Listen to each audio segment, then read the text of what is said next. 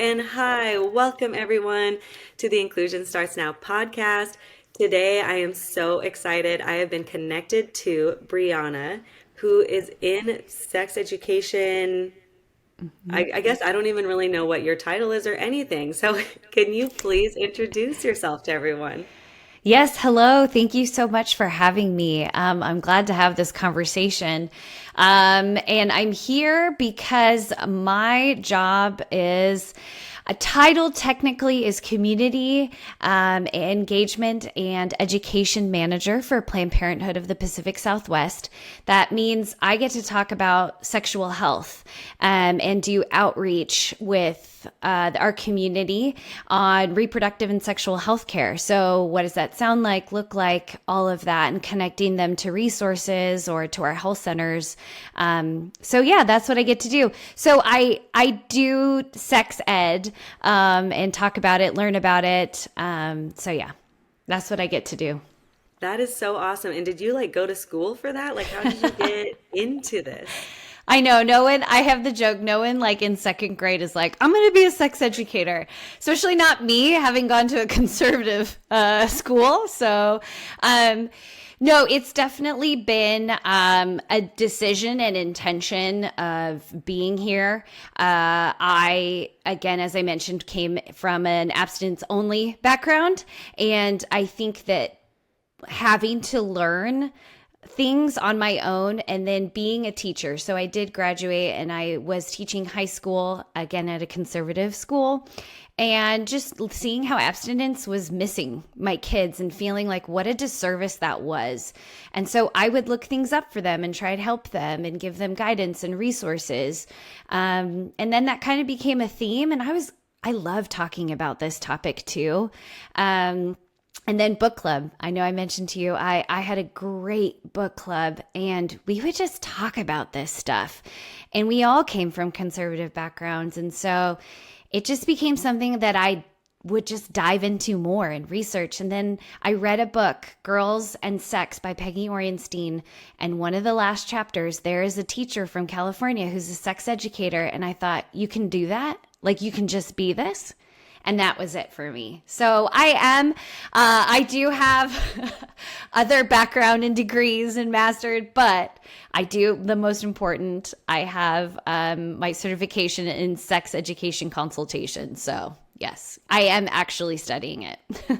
That is awesome. And I think it's a very common occurrence that people in our generation did not get like a very, I just don't think they were really exposed to sex education. I mean, I remember what I got in elementary school telling me about like, I'm gonna get pubic hair and BO. And I was like, okay, cool. Like, and one breast is gonna get bigger than the other. Like, and I seriously would like that was it. And I remember like 10 people asked the question of like, are you going to be able to tell that one breast is bigger?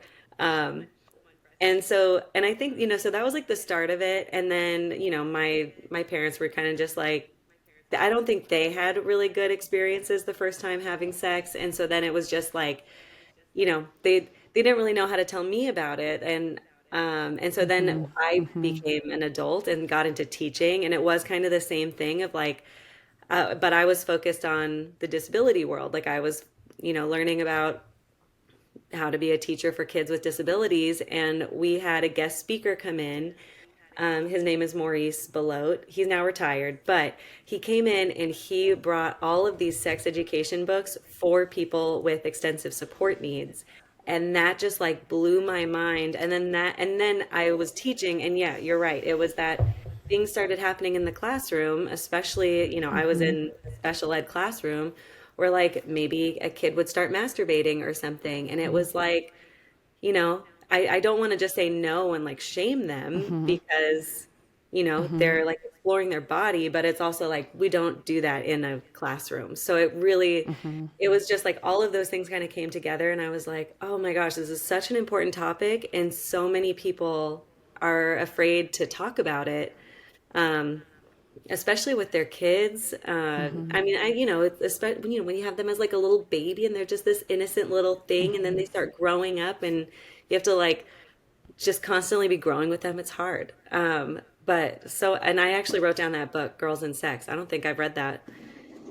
Yeah. I have a Um, list. it's I love that it came out. She's a journalist. She interviews 1,000 cis women across the United States. And then because of that book, she actually was asked to do a boys and sex in comparison. And that one came out more recently. And I read that one. Fantastic. Absolutely love Wow. that one too. So if you, yeah, it's so good. But again, this is like my field and expertise, but I will Yeah. say I'm biased. Being identifying as a cis woman, I didn't want to read a book about boys and sex because I was like, they've had their time.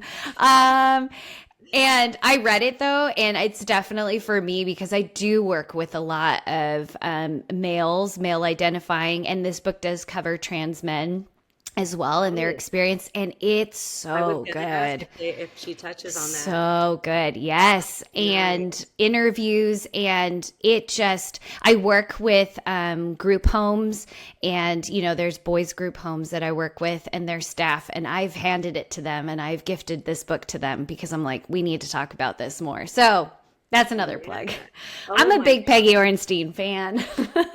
I will put these all in the show notes too, so everyone can like go and reference them. And I'll Yeah. also add all the children books that I love Yeah. that talk about like consent and Yep. body parts, and yeah, there's so many great resources out there now.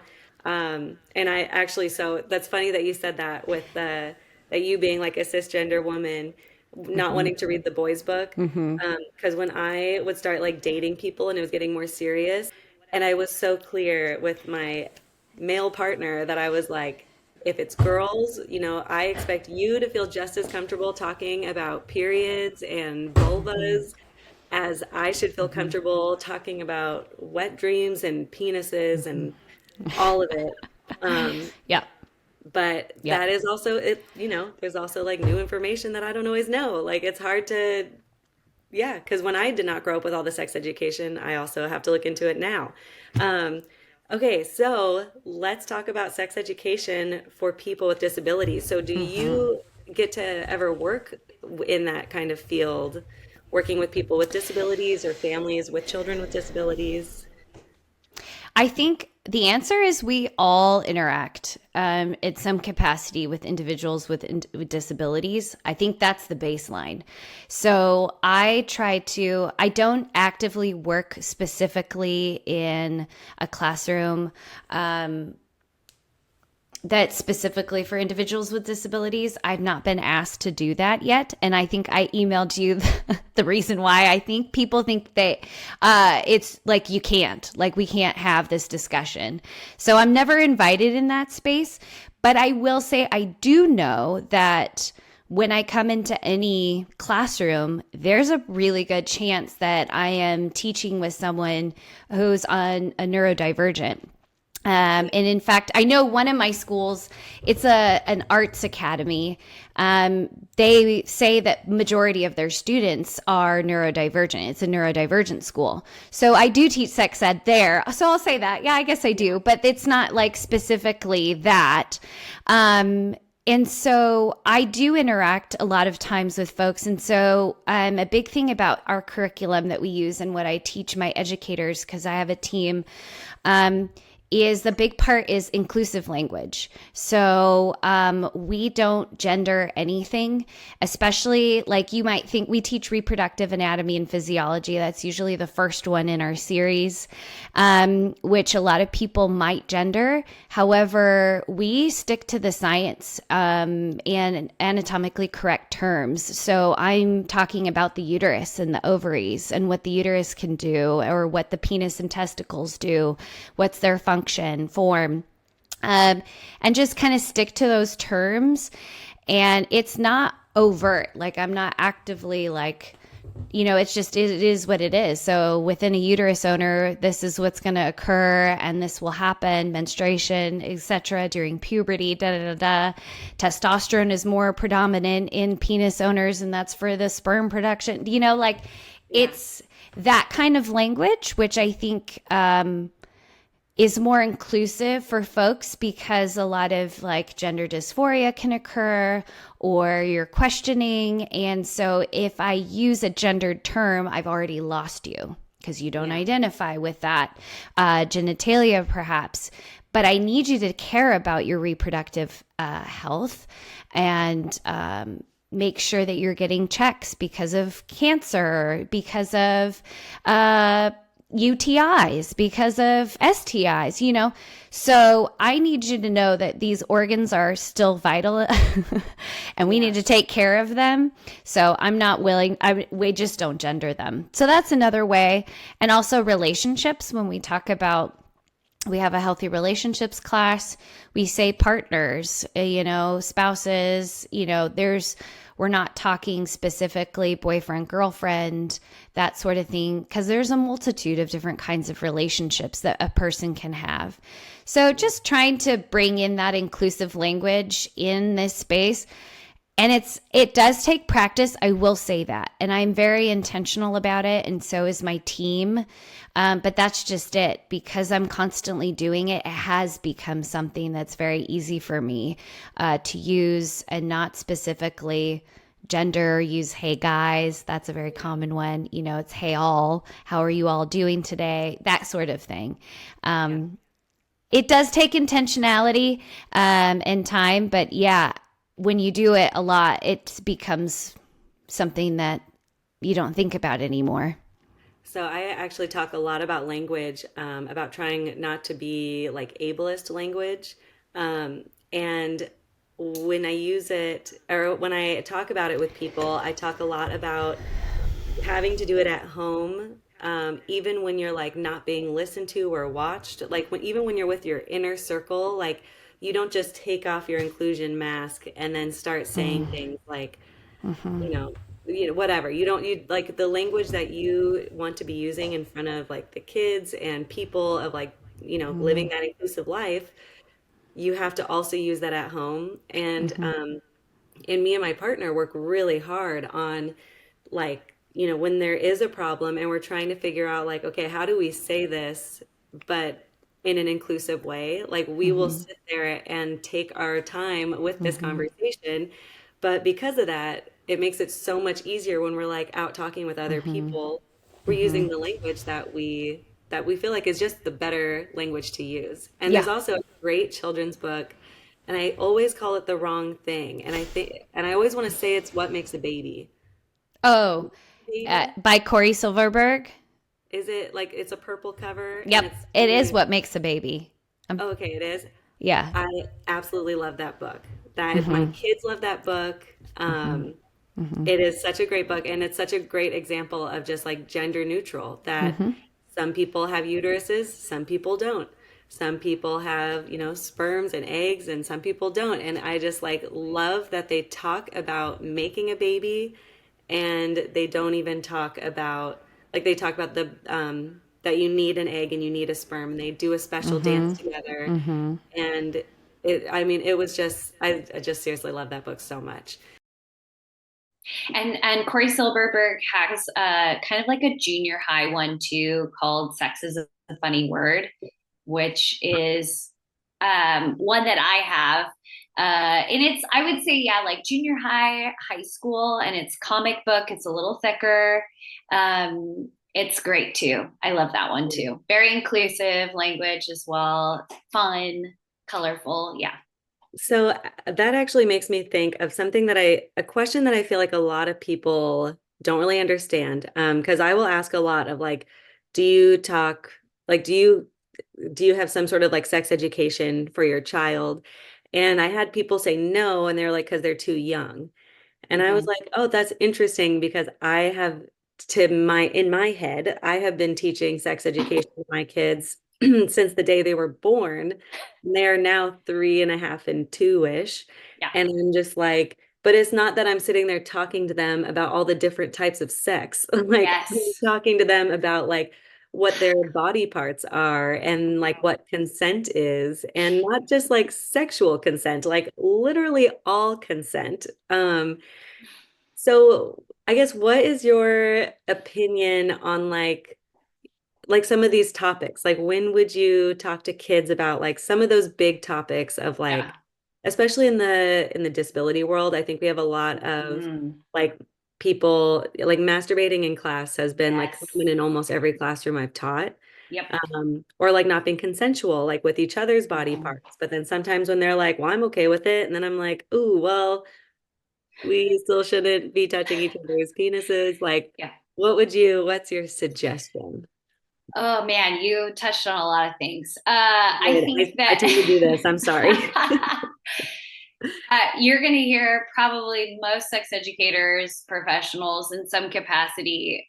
I side very heavily. So if you go back, I think a lot of people like we think that we're teaching positions in like fifth grade, and it's like no, like I know you know that's not what we're doing, like right, like you know that's not it, but you put the word sex in front of education and panic ensues. So then it's like I got to do a deep dive on your sexuality and like reflect on that for a second here, like what were messages that you were getting?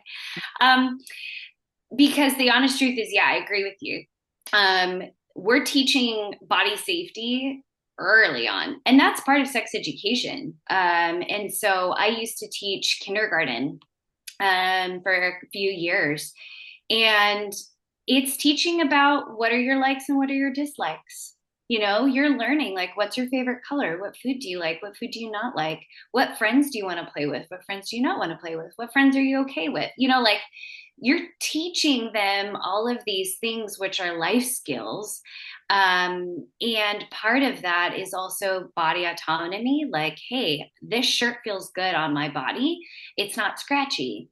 Or I really love wearing this dress. It makes me feel really pretty. Or these shoes. Or I like running. And like you're teaching movement. I don't like running. I Mhm. had a kid who would negotiate with me before swim class, like they're learning. They know, like, this is it. They are who they are, and we are unfolding them.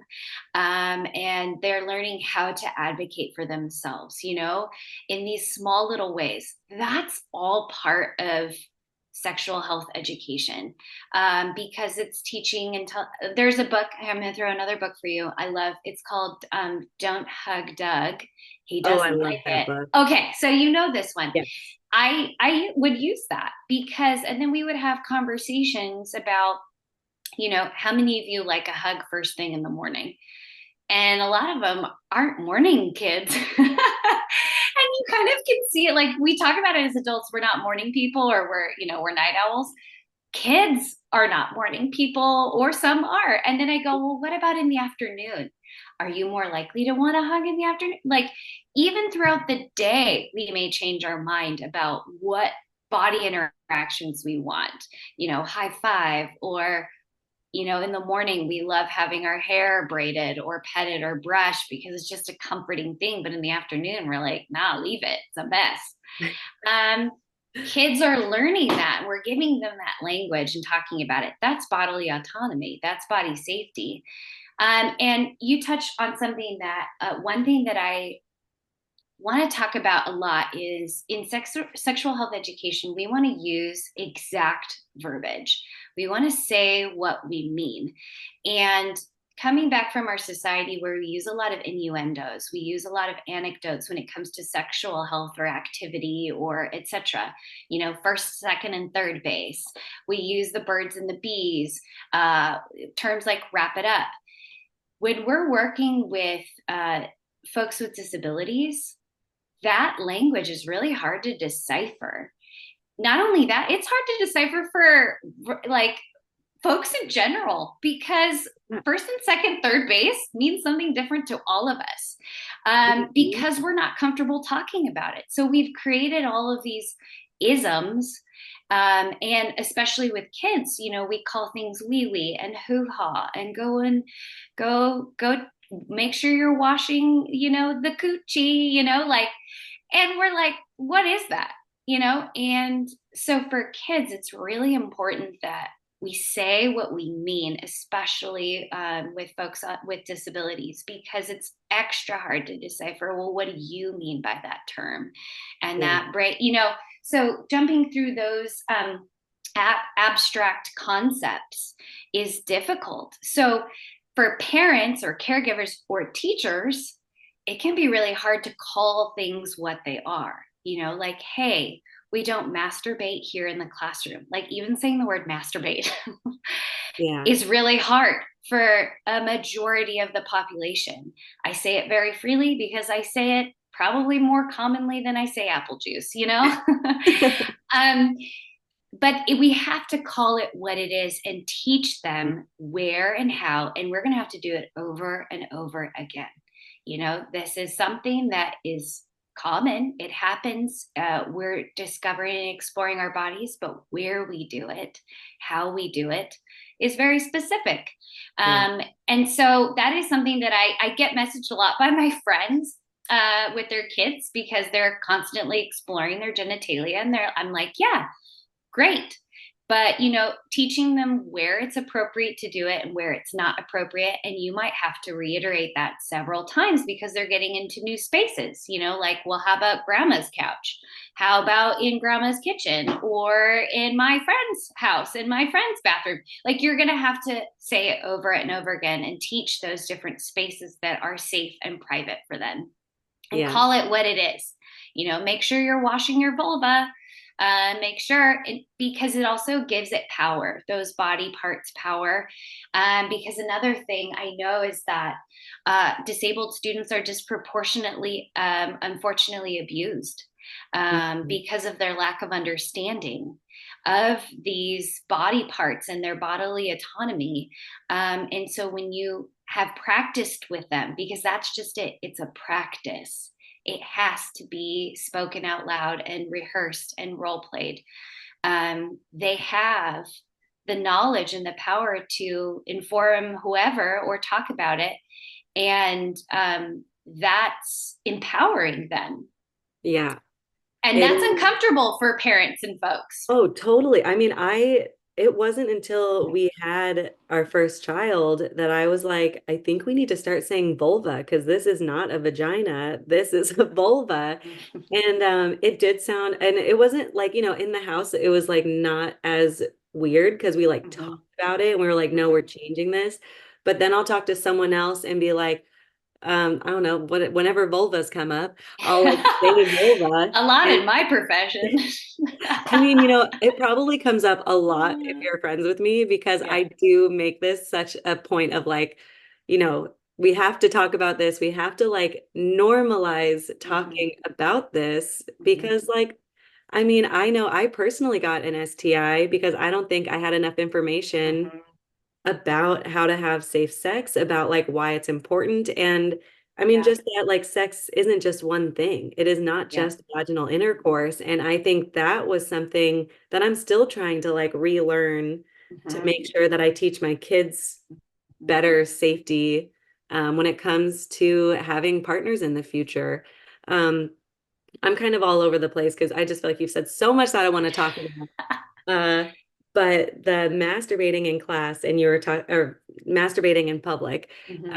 you were talking about like a private safe place. And that was actually the first step that I did, especially with when I was in a middle school. It was just like public place, private Mm-hmm. place. And Mm-hmm. we would talk about it. My bedroom is a private place where I can do this. Like my desk at school is not a private place, like it's a public place. And so it was like being very clear of like, Mm-hmm. this is where we do these. And then we talked about this, the barriers of like parents not feeling comfortable talking to their Mm-hmm. kids about this. I sent a letter home to all the parents being like, we are having this happen at school. I would really like to talk to our kids about this. Like, and so I told them everything I was doing so then they could do it at home too. So the language was like following Yeah. the Yep. child. So it would, really get ingrained in there. And like we all have needs. We all go through Mm-hmm. puberty. We all like we want to be in relationships. I mean, romantic or not. Mm-hmm. We Mm-hmm. we want that human connection. And it's just so important to talk about. So do you have any sort of resources or something to like maybe start that process of like just like kind of gaining those relationships? I Not to put you on the spot, like totally No, on the I spot. am just running through all my thoughts there, because yes, I've heard that scenario and situation happen all too often. And then we kind of just write it off as it is. And we don't actually try and like, well, hey, let's make sure that all parties involved are okay and also getting the education that they need. Um, to better understand, because it can be really confusing if you're mixing the signals. So in my consent and boundaries class and in healthy relationships, we talk about communication skills. And this is what I mean by like, people don't realize this is sex ed. And I'm like, yeah, I'm talking about relationships, the relationship spectrum and consent and boundaries and how to establish them. Is when you're communicating with someone, what are all the different ways you can communicate with someone? There are so many. You can communicate on a post-it note, you communicate voice note, text, on Snapchat, you can communicate verbally in front of someone on FaceTime. There are so many different avenues to communicate, and some are better than others. And we all like to be communicated differently. So, you have the millennials that don't like phone calls. I'm not one of those. I love a good phone call, but I'm not one of those either. yeah. Like, sure, call So me. am I a really cool youth? Maybe. No. I just like, we don't even realize that as a basic skill. Communications is a skill. And we have to learn how we like to be communicated with. And then we've got to let people in our circle know that. So if you're someone who appreciates a to-do list or post-it notes, then you have to make sure the other person like knows that. So they're leaving you post-it notes. If you've got to share calendar invites with your partner to like remember things, then you've got to do that and communicate that, right? Shouting across from upstairs to downstairs or from another room is not great communication. Arguably, it is communication, not great, clear, effective communication. So again, having to learn that and learn, how does your child like to be communicated with? I know for my husband, I have to make sure he's in the room and has eye contact. Like he's not cooking, he's not putting his shoes on, because then he doesn't hear it. And then what inevitably happens? Yeah. We get in an argument later because I communicated to him, but Yeah. it wasn't how he needed to hear it, or, how he likes to be communicated with. That's a conversation we have to have, especially with all parties involved. Any student, we can learn, how do you like to be communicated and talked to? And Once, actually, as not sorry to cut you off, but as an uh, educator, I feel like it's really important to also focus on like the nonverbal communication, yes, which is what I do a lot again, because my kids are very small. But even in the special ed classroom, I talked a lot of like, if someone's trying to hug or play with someone, I'm like, hey, look at their body language. Like, does that mm-hmm. look like they want to play with you? Yes, Like, and it was kind of like, again, that direct learning of walking them through this process. Like, there's yeah, a lot of that direct learning and then being the example so you can like show them yeah. like how to Part set part boundaries of and Yeah, yeah. exactly. Part of the one of the activities I do too is body language, where I bring two people up and I have them think of an emotion and a degree of that emotion. Is it mild, medium, or Ooh. high? And then I have them, don't tell us what it is. And there's two of them, and I go, you can interact with each other or not. And so then I go 3, 2, 1, go. They pick a pose, whatever it is: anger, sadness, confusion, surprise, whatever. And then like the degree they're going to express it. Then I have them freeze. Then I go to the audience and I go, what do we think is happening here? No words, like we don't know. Let's decipher. And so all the different scenarios that people can think of, are they in a relationship? Are they not? Are they siblings? Is this parent and child? What's just happened? What do you think was just said? Uh, Oh my gosh, we I love it all so think much. of so many different things. And because of our own experiences and perspectives, some people are like, oh, it's a surprise birthday party. And someone's like, no, this is someone's just found out some terrible news. Like Yeah. the spectrum. And I don't even let the two people up front share what their thing is at the end, because it doesn't matter. Like Yeah. I don't necessarily ask them to share me what was your expression. Um, because I also talk about the power dynamic there. Also, Yeah. who do you think has more power in this situation? Oh my Why? gosh. Like we can go really deep and we have not shared a word. These people have not, the two up front have not said anything because body language is so powerful and Yeah. it says so much. So, individuals who struggle with seeing that or deciphering that, we have to be able to communicate in multiple ways, maybe repeatedly to ensure that understanding is happening in all parties. And so, yeah, I do talk about body language and practicing. Well, what does it look like for someone who's saying no, or is disagreeing, or is uncomfortable, or is unhappy, or is really excited, or happy and joyful? Because that's just as important, and that's part of the communication as well. Yeah. Oh my gosh. I love all this so much. So can people like hire you as like to come in? Like, because if anyone's listening to this and they're like, oh my God, we need this like today, like can Yeah. people contact you or So, I mean, I do work in the Riverside County area. So with Planned Parenthood, we not offer Riverside, yes, Southern, in like Southern San Diego? California. Yeah. Yeah.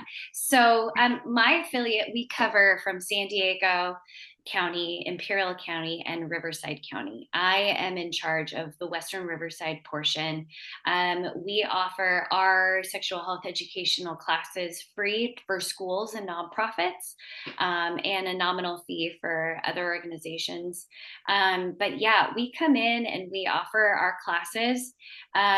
Me aside, I also do consultations. I have a couple of therapy friends who've had clients who were requesting sexual health education classes or things for their kids because of various things or reasons or interests. Their school wasn't covering it, etc. So I also do consultations as well in classes, workshops. Yeah, I do the gambit of things because honestly, there also, if you're interested in talking about sexual health or coming into this field, I'll encourage you highly. There's space for everyone. We need more voices in this space. We need more diversity in this space. Honestly, there's room for everyone, and the conversations are growing, but there's so much more growth that we need in this field in so many different facets. Um, to continue having these sexual health education conversations and advocating for our bodies and access to reproductive health care, et cetera, et Yes. cetera, Oh my et gosh. cetera. We could, I could complain about Yeah, that forever. It's the whole healthcare system is really, yeah, it's really pissing me off is yeah, really yeah. what it is. Um, and the government. I don't know, the world. Who can I really blame here? Um, but thank you so much. I'm going to make sure that your contact information, so like if people want to reach out to Mm-hmm, you, is going to be down below. mm-hmm. Thank you so much for being here. And if anybody has any questions, you can leave comments wherever you're listening to this podcast or reach out to either of us. Everything will be Yes, below. yeah. Um, so thank you again so much for being here, Brie. Oh, I don't think I said your name the entire time. Oh, Did you introduce yourself? I did You introduce. Yeah, did. So you must have said your name. yes, yeah, Okay. yeah, yeah. Well, thank you for being here. Thank you so much. And yes, I'm more than happy to be a resource for other teachers, start conversations. I've got gobs and gobs of websites and resources and everything. So happy to be a resource for folks. So please feel free to get in touch. Thank you so much. Okay, Thank you. well, everyone, inclusion starts with you, and I just want to help. So have a great day.